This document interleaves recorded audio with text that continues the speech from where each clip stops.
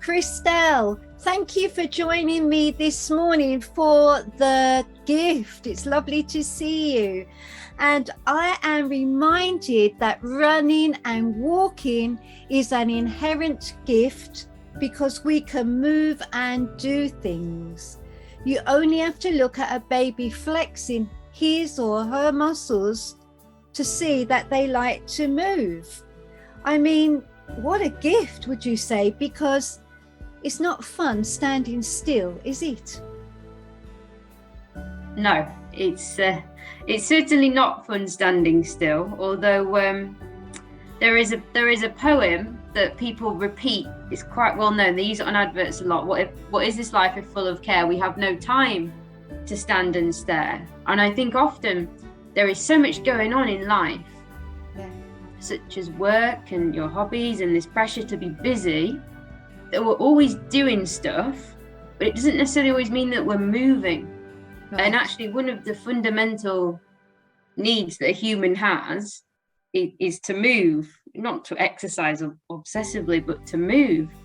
And you know, sometimes in all the noise and all the busyness, we do find ourselves standing or sitting still because there's too much to do. And actually movement is a great thing. It makes us feel better. And it's something that I invest a lot of time in. It's important to me, yeah. Yeah, I know that you are a really good walker. So how does walking make you feel, Christel? Oh, I think it fulfills lots of things for me. Sometimes if I've had a particularly busy day, it's just getting the fresh air and moving, as you say. If I've been working all day, I'm stood at my desk. Fresh air and movement, you know, it gets the blood pumping, it releases endorphins, which makes you feel better up here.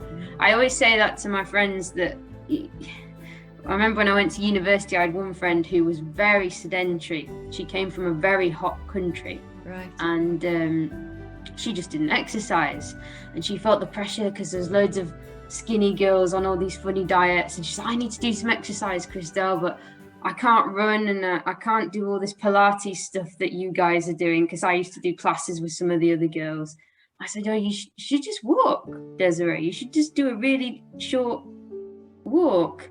And she looked at me like, oh, that's, you know, what's that going to do? And I said, well, it might not, you know, if you need to lose weight, it might not help you that much to start with, but you've got to start somewhere. And you'll get to enjoy it, because she was looking at me, oh, that sounds, because if you've never moved all your life, that sounds like a lot of effort just to go on a walk.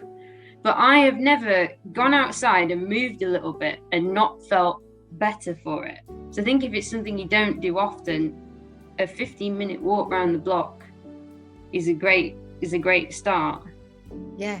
I would agree with you. It is a great start. And I have seen people on park runs actually walking them those 3 miles. And, you know, when you see them week by week, you can actually see them getting fitter. So you are right in what you say. It does help your self-esteem, your mood. And also, I think walking helps your anxiety levels and your ability to sleep better, and definitely reduces stress, would you say? Yeah, I think stress reduction is the biggest one. I think in the lockdown, for example, I did quite a lot of exercise before then, so it's more of a case of just keeping it up. But a lot of people found themselves with more time, and one of the things they used that time for was to get into exercise. Where I worked in quite a busy office at the time of the lockdown, and quite a lot of us were furloughed, and we'd had very busy jobs. And because exercise has always been a priority to me, I've always fitted it in somewhere. Yes. But for them, they'd never had chance before, and it was like they were given this break and they could exercise. And lots of them would say to me how much better they felt. And obviously they weren't at work, so the stress was kind of taken away by the fact that they weren't at work. But I know a lot of them, now they've gone back to work, have kept incorporating the exercise because they know it, if nothing else, it clears their head. Now I often exercise first thing in the morning, just because I prefer to go where I live is quite busy. I prefer to go when it's less busy. But a lot of people go after work because it's a way of releasing the stress that might have been caused by the working day. And a common complaint people often come up with is, oh, it's exhausting, or because I guess it kind of is when you're new to it, but you can build it up. Like you were saying about the park runs, a lot of people did the Couch to 5K in lockdown. Yeah. And that starts off with like running for like 5 minutes or to the next lamppost, and then you can walk the rest of the way. And it's like anything, if you want to be good at a particular skill, unless you've got a particular talent in an area, you're never going to be good straight away. You've got to build it up, and there's a degree of sacrifice in that, but the reward you get at the end is worth it. As exercise can sometimes feel difficult, but at the end it makes us feel a lot better. And if it's going to release stress, it's worth it. And I think, as you say, you build your stamina up. It might be difficult at first, but as you continue, consistency, I think, is the key. I think you find that you get more stamina. And another thing I noticed with lockdown was there were a lot more people out walking than normal, and families at safe distances, of course. And that was really lovely to see people walking together, shall we say, and that was very precious time for them probably. Now, people walk and run, Christel, for charities. We were in awe of Major Tom during coronavirus, who raised money for the NHS, and he became an international sensation. What's your thoughts on that, Christel?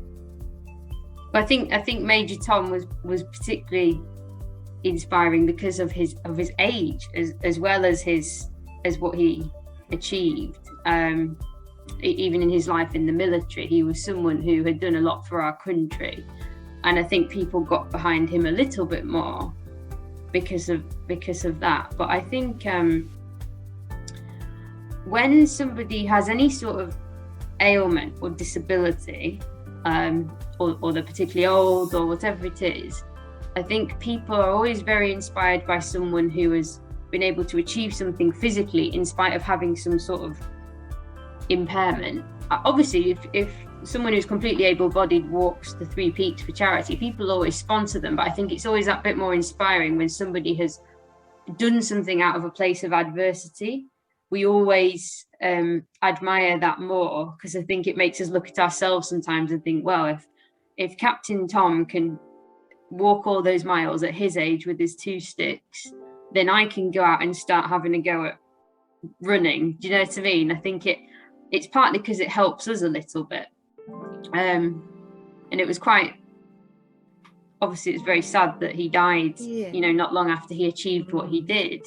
But in a way, I think, again, there was a new wave of inspiration from that, because he achieved that just before his death. And many of us still have many years left. So what are we going to do? Because you don't want to wait till you're 90 to start doing things like that. But I mean, what a challenge he had, and he did that. I think it's amazing. Now, I know that there are some people who may be watching this morning thinking, well, I can't physically walk very well because of a disability or an ailment or something. But I think even if you can just shuffle, if you can just do something, at least you're trying to do something. Now, when you run and walk, do you see much of God's creation? I mean, creation in itself is a gift. What's your views on that, Christel, please? Yeah, I think going back to your earlier point about standing still, in many ways, we don't do enough things where we are fully present on the activity that we are doing and able to take in everything that's happening. And one thing that walking and running enables you to do, much as you are moving, is to focus entirely on your environment. Because number one, you need to do that because if you're crossing any road, you don't want to get hit. But number two, sometimes we have music in or a podcast if we're walking or running. But we generally aren't multitasking, and we do spend a lot of our life multitasking. But when we're exercising, we're very much focusing on our breathing and our movement. And that enables us to take in more of what's going on around us, because we're not distracted by receiving messages. And I think that's one of the best ways of getting in touch with nature is to go outside and exercise in it, even if that's a very short, slow walk. It's still exercise, and actually the slower you go, the more you can take in. You might want to take photos or smell a flower or something like that. You can't do that if you're running, but there's all sorts of different ways of taking in creation. You know, some people like to run the streets, some people like to run in the woods or up in the hills. It depends what you like to see, but you can run anywhere. We're very lucky in this country to have such a great network of public footpaths, and even if you live in a city, many people have access to public transport or a car, and there's nothing stopping you from driving out to a park. And sometimes the combined action of going to somewhere different to where you live, as well as exercising there, almost doubles the stress relief, because you're removing yourself from your immediate environment and you're exercising there. I know I quite often, when I used to work in Leeds city centre, I would go running in a park that was on the way home between where I worked and where I lived. And I found that better for me mentally than to run where the office was or where I lived, because it was a different place. So I could forget about everything that had been going on in either the office area or my home area. So I think that's the thing, there's so much to see. And if we don't prioritize, number one, taking the time out to exercise, but number two, saying, why don't I just go out and see something different today? Then we're always consuming the same stuff. And it's always good for us to have new things to do or to see new places. It's good for our brains, it's good for us mentally. So there's so many options once you just get outside your front door. Yeah. Does it make you feel close to God, being next to nature, Christel? It does. I think it does for me, because obviously I'm a Christian, so I'm going out into God's creation, and I love the intricacies of it and the small miracles that take place, you know, as the seasons change. I love appreciating all of that. And in the quietness, when I'm in the countryside, not if I'm running the streets, but when I go into the countryside, I do feel, again, because I'm not distracted, I can listen to God more, I can meditate on scripture. But I think even for people who aren't Christian, you know, quite often they'll go into nature and be at peace. I have a neighbour, a friend of mine, who lives in the village where I'm staying at the moment for work, and she's not a Christian at all, and she's very clear about that. But she says her and her husband moved here some time ago, and she says, doesn't it say somewhere in the Bible, I lift my eyes to the hills? And she likes that passage because she felt like when they moved here from where they were before, because we're up in the hills up here, that she is at peace. And she's not a Christian, but she knows that she gets something about going out into the hills and seeing God's creation. And it's interesting because it has that impact on you, whether you believe in God or you don't. So there's something in there when you go outside, particularly in you know, particularly rural areas where creation is undisturbed, that you feel a connection with something, whatever you think that might be. But for me, of course, it's definitely God. Yeah, that's lovely. And like you say, it's a good place to pray or meditate, and so that's a good thing to do.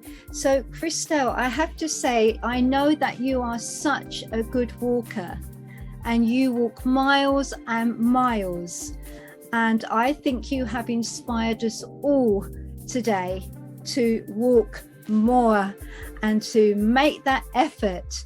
So you've given us some good food for thought this morning. Thank you, Christel. What a wonderful gift to be able to move. Thank you, Christel. It is. Thank you for having me. You're welcome. Bye. Bye.